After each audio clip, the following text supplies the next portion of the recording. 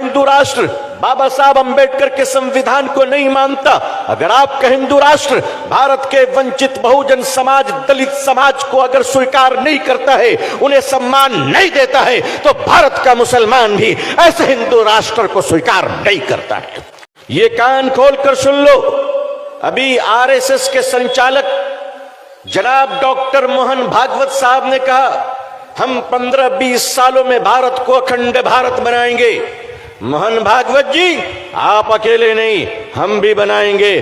बोलिए पाकिस्तान को भारत में कब शामिल करना है? लेकिन अगर आप राम राज बनाना चाहते हैं तो 15-20 साल क्यों, आइए हमारे साथ हाथ मिलाइए, 15-20 घंटे में भारत को राम राज बना देंगे। ये देश कल भी हमारा था, ये देश आज भी हमारा है।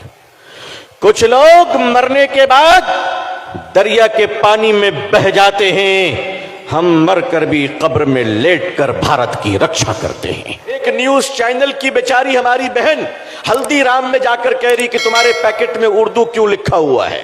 तो तुम्हारी कंपनी जो तुमको सैलरी देती है 2000 का नोट, उसमें भी तो उर्दू लिखा हुआ है।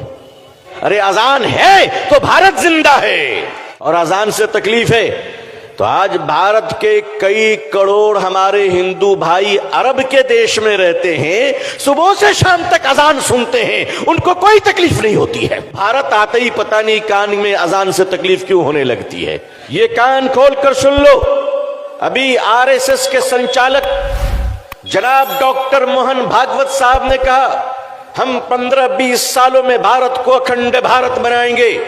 मोहन भागवत जी, आप अकेले नहीं, हम भी बनाएंगे। बोलिए पाकिस्तान को भारत में कब शामिल करना है? बोलिए बांग्लादेश, श्रीलंका, मालदीव, पहाड़ के ऊपर भूटान, ये लेफ्ट साइड में नेपाल, अफगानिस्तान को भारत में कब शामिल करना है? हम तो चाहते हैं कि लाहौर और कराची भारत का हिस्सा बन जाए, ताकि कोलकाता से ऑटो लेकर रांची जा सके, कराची। आप कहते हैं अखंड भारत, मुसलमान अखंड भारत के साथ है। आप कहते हैं हिंदू राष्ट्र, मैं आपसे परिष्कार और साफ लफ्जों में पूछना चाहता हूं, हिंदू राष्ट्र का मतलब क्या है ये आपको बताना चाहिए। क्या हिंदू राष्ट्र वही है जो धर्म संसद में खड़ा होकर गेरुआ वस्त्र पहनकर आतंकवाद कहता है कि 15 से 20 लाख मुसलमानों को मार दो? क्या हिंदू राष्ट्र वही है कि लखनऊ का एक योगाधारी बाबा कहता है मुसलमानों के घरों में उनकी औरतों की इज्जत लूट दो? मैं उत्तर प्रदेश के सरकार का शुक्रिया अदा करता हूं कि योगी सरकार ने उस पाखंडी को गिरफ्तार किया। आपने बहुत अच्छा काम किया है, बहुत अच्छा काम किया है। लेकिन मोहन भागवत जी, अगर आपका हिंदू राष्ट्र मनुस्मृति को बुलाता है, अगर आपका हिंदू राष्ट्र बाबा साहब अंबेडकर के संविधान को नहीं मानता, अगर आपका हिंदू राष्ट्र भारत के वंचित बहुजन समाज, दलित समाज को अगर स्वीकार नहीं करता है, उन्हें सम्मान नहीं देता है, तो भारत का मुसलमान भी ऐसे हिंदू राष्ट्र को स्वीकार नहीं करता है।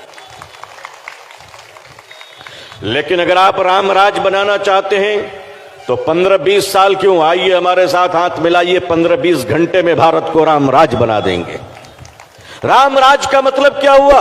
जहां एक कुत्ता भी भूखा ना सोए, जहां किसी पर अत्याचार ना हो, जहां किसी पर जुल्म ना हो, जहां किसी की मॉब लिंचिंग ना हो। राम राज का मतलब क्या है? जहां मिलावट ना हो, जहां दवाओं के नाम पर नकली दवा ना दी जाए। राम राज क्या है? आप मुसलमानों को देखना चाहते हैं इस कोरोना वायरस में, इस कोरोना वायरस में जहां लाखों हिंदुओं के चिता को उसके बच्चे हाथ नहीं लगा रहे थे, मुसलमानों ने उसका क्रियाक्रम किया है। तुम्हारा अंतिम संस्कार हम करें, तुम्हारे अंतिम संस्कार हम करें, तुम्हारे चिता को अग्नि हम दें, और तुम हमारे घरों को बुलडोजर से तोड़ते हो।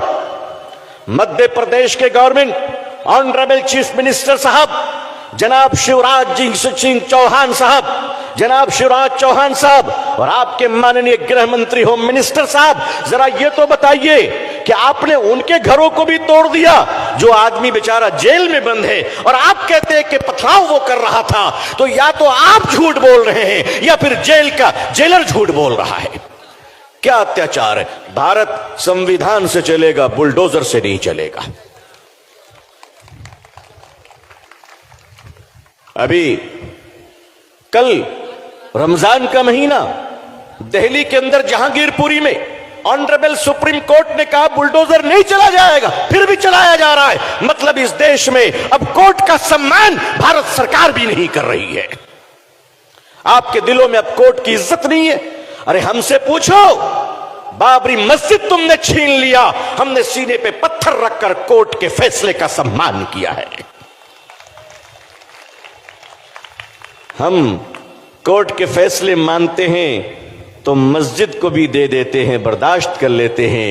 आप बुलडोजर चलाते हो तो ऑनरेबल सुप्रीम कोर्ट के ऑर्डर की भी इज्जत नहीं करते। यह देश कहां जा रहा है? आज लीटर 200 रुपए भी हो जाए, कहते हैं मुसलमानों की दुश्मनी में कबूल कर लेंगे। आज अजान पर बात आ गई। मैंने देखा एक न्यूज चैनल की बेचारी हमारी बहन हल्दीराम में जाकर कह रही कि तुम्हारे पैकेट में उर्दू क्यों लिखा हुआ है। अच्छा, तो मेरी बहन, हल्दीराम की पैकेट में उर्दू लिखने से तुमको बहुत तकलीफ है, तो तुम्हारी कंपनी जो तुमको सैलरी देती है 2000 का नोट, उसमें भी तो उर्दू लिखा हुआ है। अरे भाई, है कि नहीं है? अरे नोट में भी तो, नोट को भी छोड़ दो। आज इनको अजान से तकलीफ है, कहते हैं अजान क्यों हो रही है? अजान आज पहली बार हो रही है। अरे अजान है तो भारत जिंदा है, भारत जिंदा है। और अजान से तकलीफ है तो आज भारत के कई करोड़ हमारे हिंदू भाई अरब के देश में रहते हैं, सुबह से शाम तक अजान सुनते हैं, उनको कोई तकलीफ नहीं होती है। वो अजान सुनते कि नहीं सुनते? वो अजान सुनते, मगर रियाल मिले तो अजान कबूल है, दीनार मिले तो अजान कबूल है, दिरहम मिले तो अजान कबूल है। भारत आते ही पता नहीं कान में अजान से तकलीफ क्यों होने लगती है। भाई, हम तो कहते हैं कि अजान देने से शैतान भागता है ना? हम अजान देंगे जिसको भागना है बाबू, जो इंसान होगा वो टिक जाएगा। भाई, अजान से प्रेम मोहब्बत करो। आप कहते हो हम हनुमान चालीसा पढ़ेंगे, आप दिन रात पढ़ो, हम आपका सम्मान करेंगे। जरूरत पड़ेगी तो आपको पानी भी पिलाएंगे। हमें आपसे कोई तकलीफ नहीं है, हमें कोई तकलीफ नहीं। आप हमारे चिड़ में पड़ते हो। एक काम करो, एक तरफ आप बैठ जाओ हनुमान चालीसा लेकर, मैं पूछता हूं तुम्हें पढ़ना आता है? जो पढ़ोगे, अरे हमें चैलेंज करो, हम तो छोटे छोटे बच्चों को लेकर आ जाएंगे जो पूरे दिन में कुरान पढ़ देगा। हमारे पास हाफिज कुरान है माशाअल्लाह। आपको पढ़ना आता है? अगर आपने पढ़ा होता तो इंसान बनते, भगवत गीता पढ़ा होता तो मानवता आती, अगर वेद पढ़ा होता तो मानवता आती। तुम धर्म ग्रंथ पढ़ते हो हमें डराने के लिए, तो सुन लो, हम अपने धर्म की भी रक्षा करेंगे और इस देश की भी रक्षा करेंगे और देश के हिंदू भाइयों से प्यार करते हैं, करते रहेंगे।